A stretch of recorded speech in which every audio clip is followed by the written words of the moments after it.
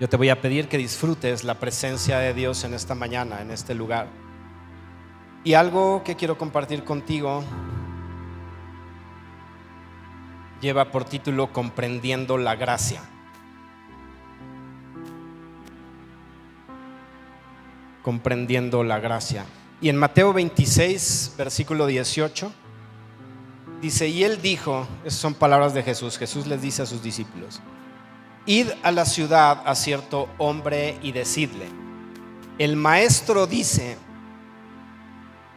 mi tiempo está cerca. Jesús dijo: id a la ciudad a cierto hombre y decidle, el maestro dice, mi tiempo está cerca. En tu casa celebraré la Pascua con mis discípulos. Y tú puedes ver aquí en este pasaje, en este verso, cómo todo estaba apuntando ya al final del ministerio de Jesús en esta tierra. Él está diciendo: mi tiempo está cerca. Él sabía que iba a la cruz. Pero también hay algo importante cuando Él dice en tu casa. Le manda a decir a esa persona en tu casa. Jesús eligió el lugar donde iba a tomar la Pascua con sus discípulos. Y esto habla de una elección, habla de una decisión, pero también de una necesidad suplida.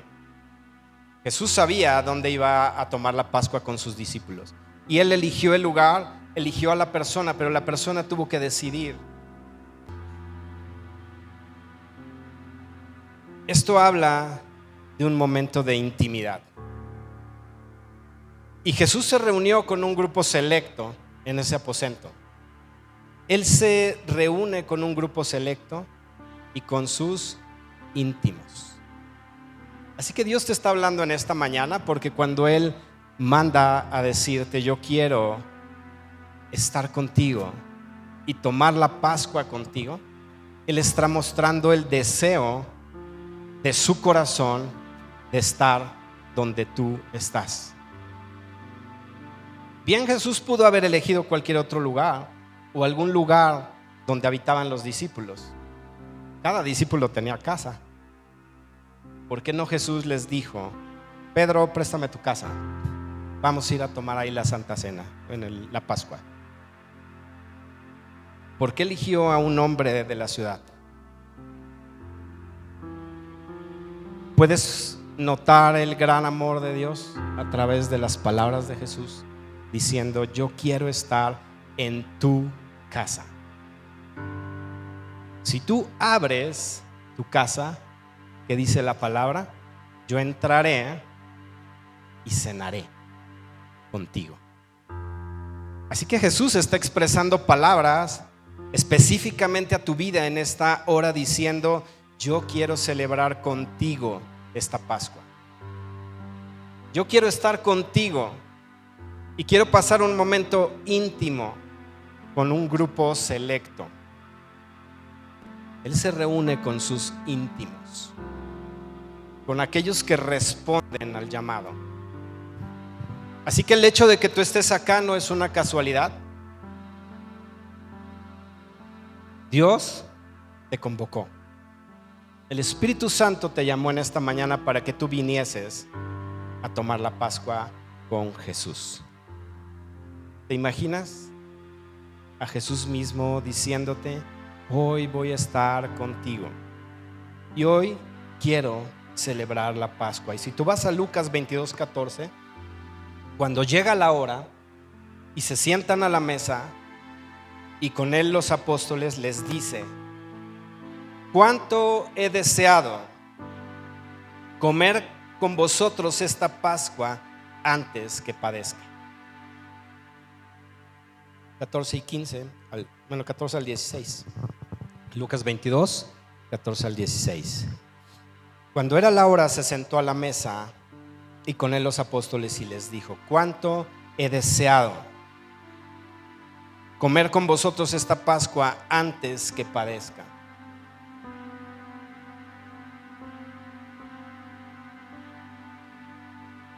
Y el tipo de deseo que está expresado en esa primera palabra cuánto he deseado. Si tú vas al original y ves la palabra que ahí está escrita, era un deseo intenso que podría asemejarse, la palabra lo traduce así y así te lo voy a decir, a un deseo de concupiscencia. O sea, era un deseo no natural, no simple, era un deseo intenso el que Jesús tenía de pasar ese tiempo con sus discípulos, dice, y de comer con vosotros esta Pascua. Y eso quiere decir que Jesús estaba poniendo todo su corazón en lo que iba a hacer. O sea, no solo era el deseo intenso que había en él por pasar tiempo con sus discípulos, sino que sobre eso todavía puso su corazón.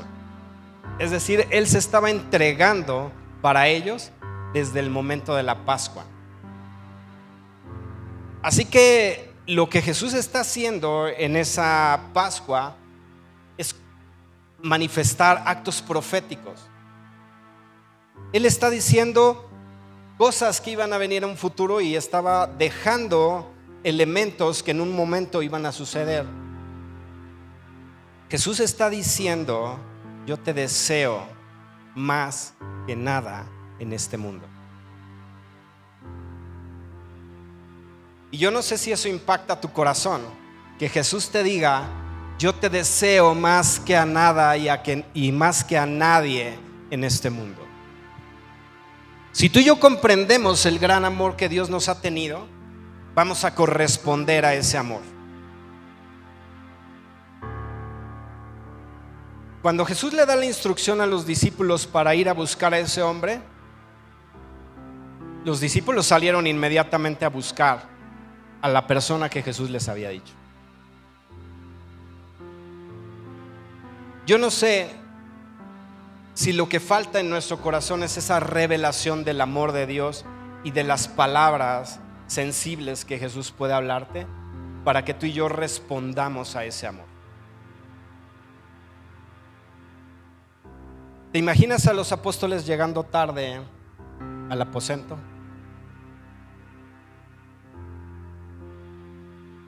Cuando Jesús los deseaba con todo su corazón.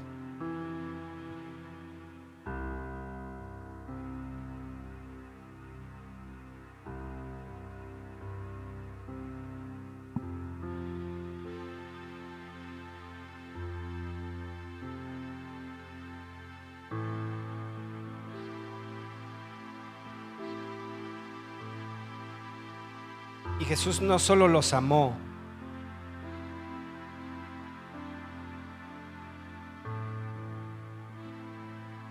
para ir a esa cruz, sino desde ese momento Él sabía lo que iba a pasar.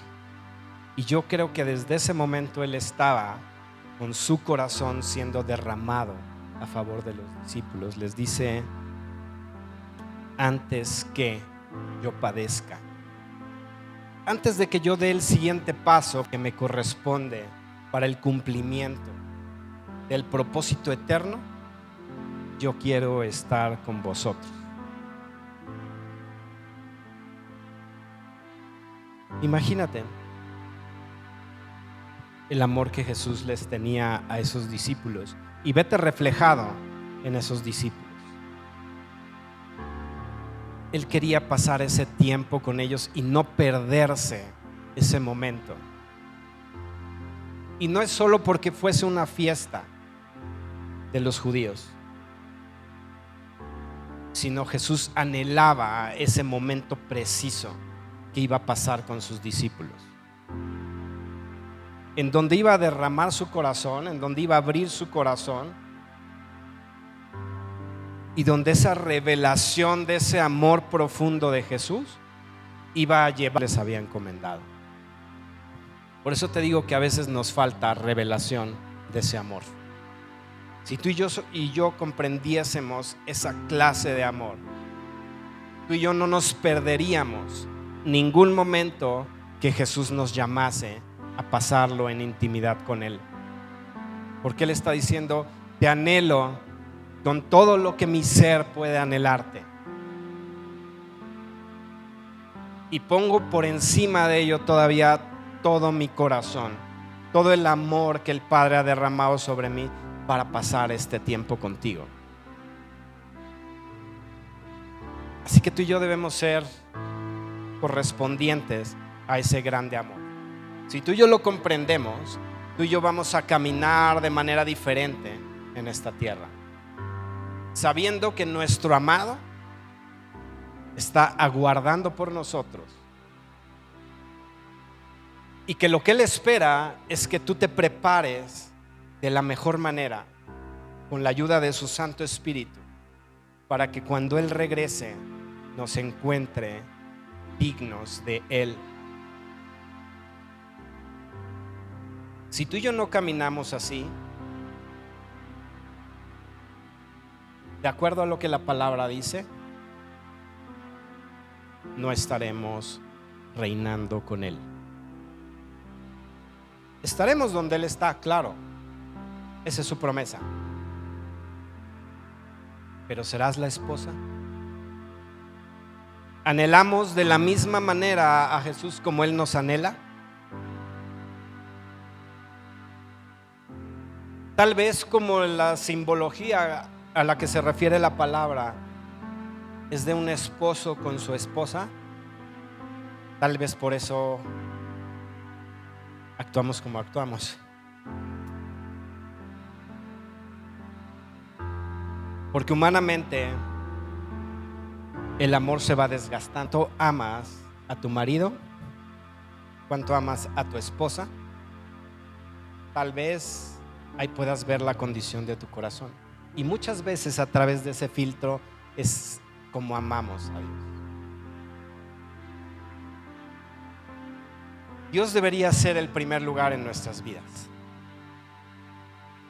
Él debería ser nuestro mayor anhelo.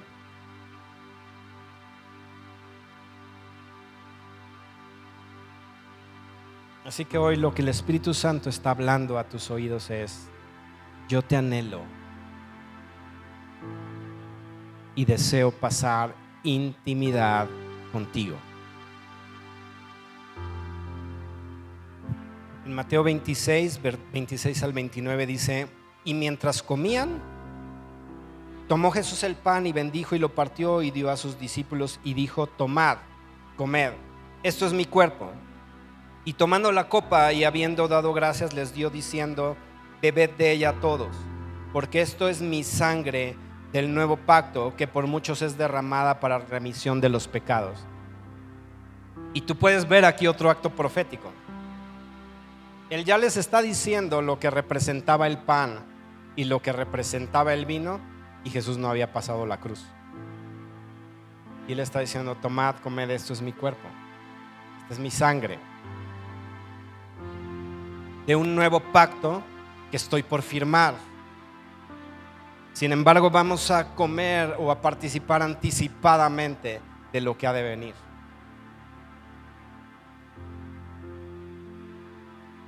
Y también esto es algo que debe caer como una revelación profunda en nuestro corazón, porque el pacto en el cual tú y yo nos encontramos es el pacto de la gracia. Tú y yo ya no estamos bajo la ley. Tú y yo estamos bajo un pacto de gracia que Jesús firmó en la cruz del Calvario para ti y para mí, donde la salvación no es por obras, donde la salvación no es meritoria, donde Él se entregó a sí mismo por ti, pagando lo que a ti y a mí nos correspondía pagar. ¿Por qué? Por el puro afecto de su voluntad. ¿Por qué? Porque Él nos amó sobremanera, nos amó por encima de todos y por encima de todo.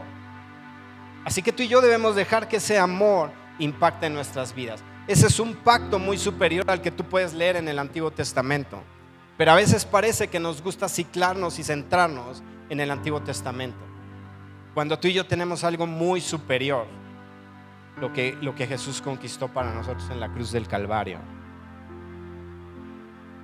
Y os digo que desde ahora no beberé más de este fruto de la vid hasta aquel día que lo beba nuevo con vosotros en el reino de mi Padre.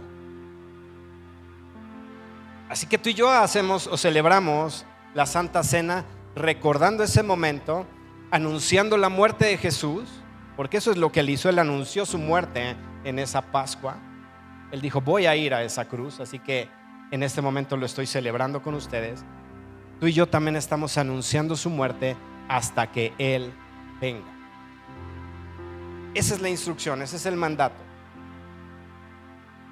Pero algo que Dios proveyó a través de la Santa Cena es un recurso maravilloso que corresponde a que tú y yo podamos probarnos a nosotros mismos y entonces podamos acercarnos a de la gracia y hallar la gracia aplicable a nuestras vidas, la cual nos va a llevar a comprobar la justicia y la fidelidad de Dios. Así que Dios te proveyó en la Santa Cena un recurso maravilloso que te ayuda para experimentar su justicia y su fidelidad. Quiero explicarte un poco acerca de esto, pero te voy a pedir de verdad que dejes que el Espíritu abra tu mente, abra tus ojos, abra tu entendimiento, abra tus oídos espirituales, porque lo que te voy a comentar necesita encontrar un acomodo en tu corazón. En Hebreos 4:14 al 16 dice: por tanto, teniendo un gran sumo sacerdote que traspasó los cielos, Jesús el Hijo de Dios, retengamos nuestra profesión, porque no tenemos un sumo sacerdote que no pueda compadecerse de nuestras debilidades, sino uno que fue tentado en todo según nuestra semejanza, pero sin pecado. Acerquémonos pues confiadamente al trono de la gracia para alcanzar misericordia y hallar gracia para el oportuno socorro. Así que tú y yo tenemos ese libre acceso, podemos acercarnos confiadamente al trono de la gracia de Dios y alcanzar ahí su misericordia y hallar su gracia para el oportuno socorro. Quiero ir a 2 Corintios 5:21 y ahorita te explico.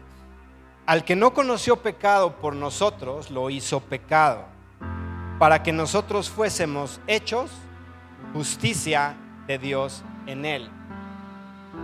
¿Quién es el que justifica? Jesús. ¿A quién ve el Padre? Para no descargar sobre ti lo que correspondía a tu vida. Jesús. Así que tú estás revestido de la justicia de Dios.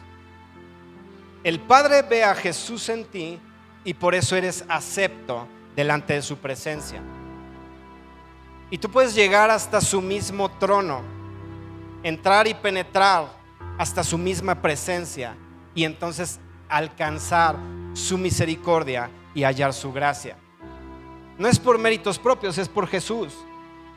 Jesús te reviste y tú estás parado ante el Padre y el Padre está viendo la obra que Jesús hizo en esa cruz del Calvario. Así que tú y yo tenemos esa justicia aplicada a nuestras vidas. ¿Por qué no llegamos a la presencia de Dios?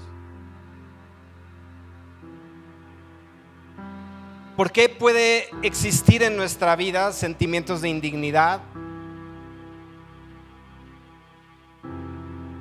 ¿Por qué puede haber en nosotros estorbos que nos impiden llegar a la presencia de Dios si la obra está hecha? Si la obra está concluida, Jesús ya pagó. No llegamos en una posición de cinismo, evidentemente no. Fíjate lo que dice 1 Juan 1:8 al 10. Si decimos que no tenemos pecado, nos engañamos a nosotros mismos y la verdad no está en Él. Fiel y justo para perdonar nuestros pecados y aparte de que te perdona, te limpia de toda maldad. Si decimos que no hemos pecado, lo hacemos a Él mentiroso y su palabra no está en nosotros. Así que evidentemente tú y yo nos deslizamos, tenemos algún tipo de tropiezo, tenemos circunstancias en nuestra vida que aún necesitan ser transformadas y cambiadas. Pero tienes la solución. Tú puedes llegar hasta ese mismo trono de la gracia a confesar tus pecados. Así que ¿por qué no llegamos? Cuando tenemos algo en nuestra vida que es un estorbo evidentemente delante de Dios, ¿por qué no venimos delante de Él y lo confesamos? Y le decimos: papá, te fallé. Ayúdame por medio de tu Santo Espíritu a que eso ya no esté presente, porque tú dijiste que perdonas mi pecado pero limpias mi maldad. Eso quiere decir que va a quitar cualquier rastro de tu vida que te lleva a pecar. ¿Por qué no nos acercamos al trono de la gracia y dejamos que el enemigo hable a nuestros oídos mentiras para que tú y yo nos sintamos indignos y no lleguemos ante su presencia? Lo que te estoy hablando es la verdad que el Evangelio encierra y que debería ser una constante en nuestras vidas. Todos los días deberíamos estar ante la presencia de Dios. Todos los días deberíamos estar penetrando su presencia, llegando hasta su mismo trono y diciéndole: Señor, tenme por digno, pero ayúdame en mi debilidad. Limpia toda maldad que tú encuentres en mí. Yo confieso delante de ti, sí, tal vez no te amo como tú mereces ser amado, y por eso es que hago lo que hago. Pero si tú me ayudas a amarte como tú mereces ser amado, te voy a amar en esa medida. Pero es una acción que tú y yo debemos de tomar para llegar ante la presencia de nuestro Dios. Él es fiel y Él es justo para perdonar. Y ahí tú puedes encontrar lo que te estaba yo diciendo, que hay un recurso maravilloso que tú y yo tenemos de autoexaminarnos para poder alcanzar la misericordia y la gracia de Dios. Participar de la Santa Cena es recibir su gracia. Es poder, a través de esa maravillosa gracia que Él extiende para ti y para mí, recibir en nuestras propias vidas lo que tú y yo necesitamos. Eso es la Santa Cena. Tú puedes encontrar el perdón, tú puedes encontrar la sanidad, la paz, la libertad. Cualquier cosa que necesites, tú la encuentras en Él suplida. ¿Recuerdas que la semana pasada estábamos hablando acerca de lo que Él proveyó antes de la fundación del mundo y cómo Él creó y proveyó la solución a cada situación que tú ibas a atravesar y tú ni siquiera existías? El hombre no había pisado la tierra y ya estaba la provisión de Dios supliendo a todo lo que el hombre iba a necesitar, inclusive la salvación. Así que venir a recordar el sacrificio de Jesús te abre la puerta a la gracia de Dios para que tú y yo recibamos todo aquello que tú y yo necesitamos para nuestras vidas. Así que yo espero que en un momento que tú pases y tomes la Santa Cena, vayas con esa plena conciencia. Hoy voy a recibir a través de la Santa Cena la gracia de Dios que suple a toda necesidad en mí. Si tú lo haces con fe, discerniendo, no sé cómo se diga, el cuerpo de Cristo, tú vas a recibir lo que Él ya proveyó para ti desde antes de la fundación del mundo. Así que la Santa Cena es ese medio de la gracia de Dios provisto para ti y para mí. Pero si tú y yo no discernimos el cuerpo de Cristo, entonces llevaremos el castigo de nuestro pecado, y eso es lo que quiero explicarte. Pero fíjate lo que dice la palabra: nunca serás condenado junto con el mundo. Y esto requiere realmente que el Espíritu te abra todo el entendimiento, porque es tal vez difícil de digerir. Pero si tú y yo lo entendemos claramente como la palabra de Dios lo dice, tú y yo vamos a recibir toda la provisión de Dios que Él planeó en esa cruz. Por eso cuando tú y yo recordemos la muerte del Señor, estamos anunciándola, pero estamos recibiendo todo lo que Él pactó a través de ese nuevo pacto en la cruz del Calvario. En 1 Corintios capítulo 11 versos 31 y 32 dice: si pues nos examinásemos a nosotros mismos, no seríamos, ¿qué dice ahí? ¿Puedes leerlo? no seríamos juzgados.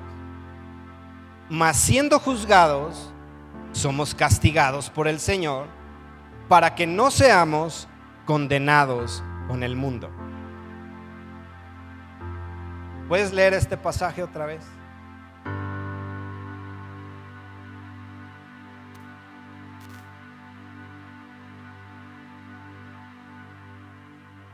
Desde el 31.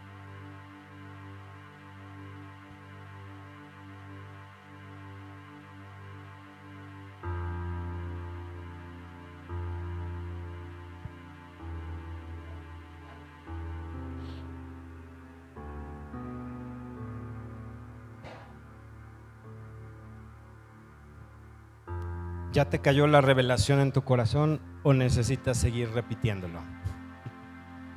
¿Otra vez? Otra.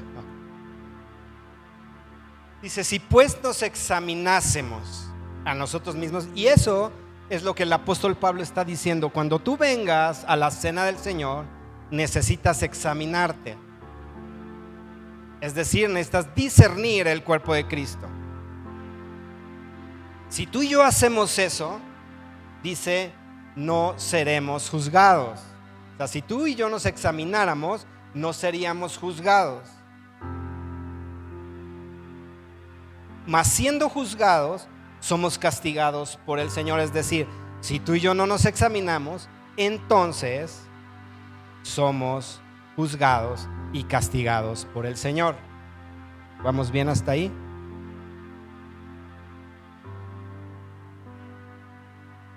Ahorita regresamos un poco, pero si tú y yo nos examinamos, ¿qué dice ahí la palabra? Y lo dice muy claro. No seríamos juzgados si tú y yo nos examinamos.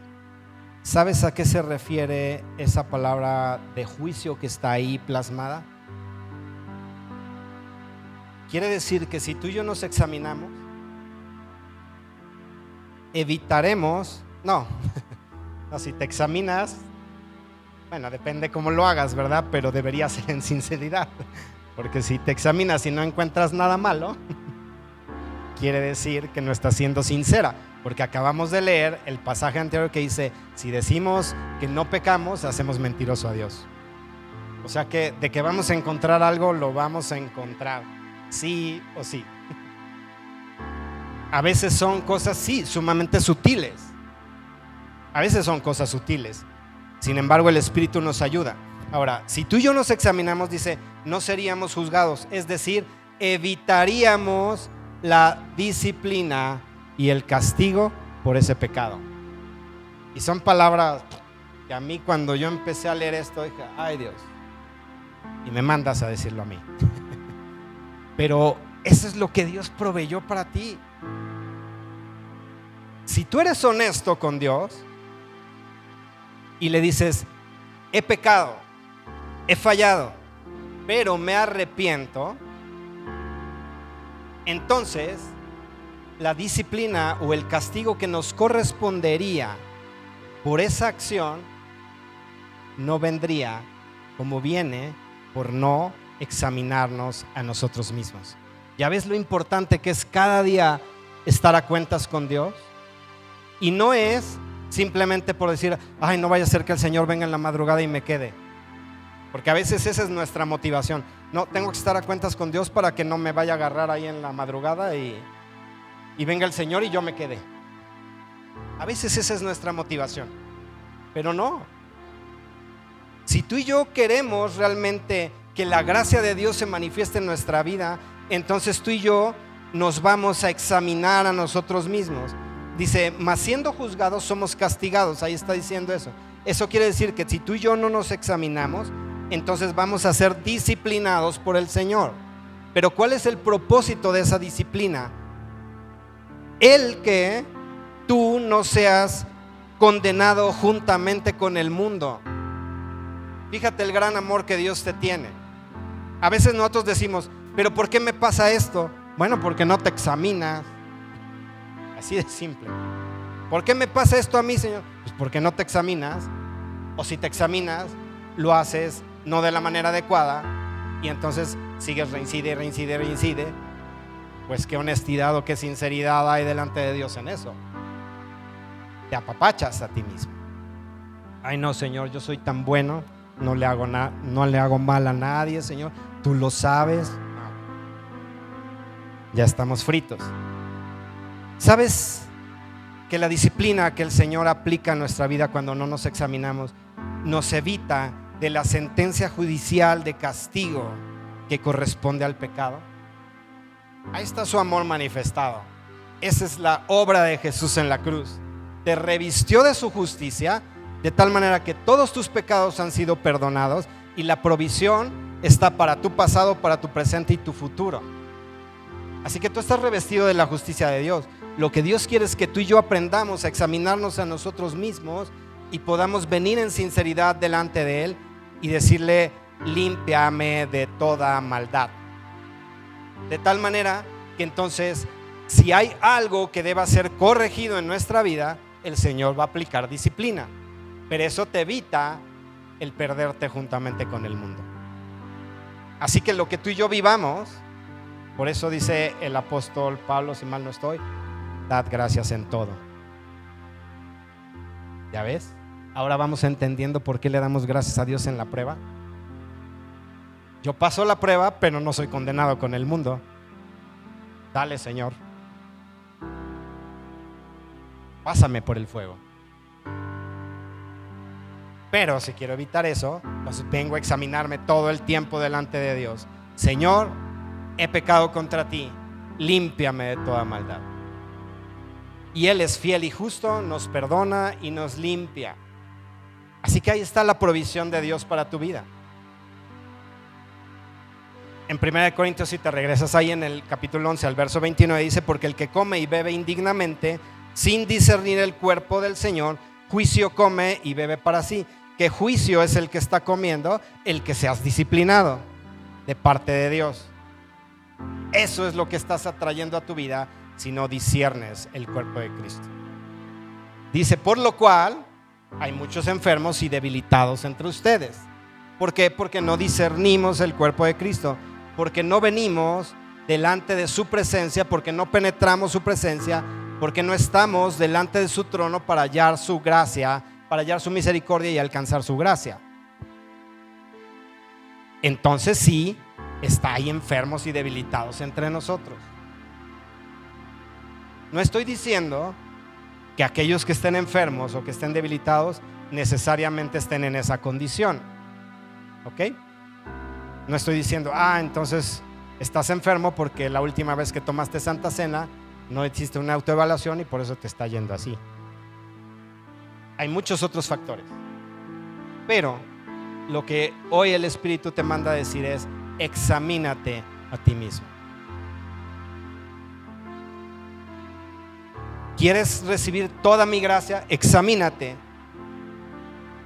Entonces la Santa Cena es un medio de su gracia para obtener lo que necesitamos y entonces sí poder caminar en victoria, trayendo restauración, trae libertad y trae sanidad a tu vida. Si tú participas de la cena del Señor de la manera que el Señor espera, va a haber libertad, va a haber sanidad y restauración en tu vida, si tú lo crees.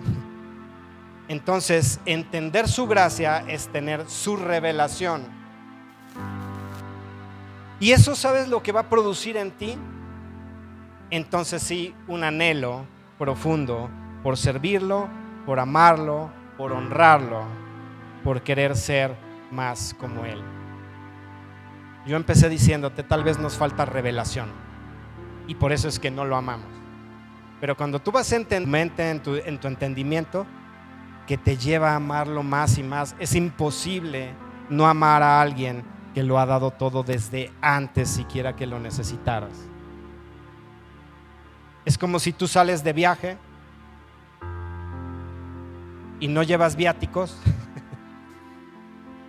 Llegas a un lugar y dices: híjolas, tengo que pagar pero no traigo dinero. Y en eso te suena una notificación en tu celular y dice: te acabamos de depositar 1,000 pesos para que comas. Apenas iba a ser la necesidad y ya le están supliendo antes de que tú estés necesitando las cosas. Esa es la gracia de Dios, proveyéndote todo lo que tú necesitas antes de que lo necesites. Si eso no produce en ti que lo ames, como te lo he dicho en otras ocasiones, no sé qué tenga que hacer el Señor. Tal vez Él sí tenga que disciplinarte, meterte al fuego, meterte al horno, sacudirte, jalarte de los pelos.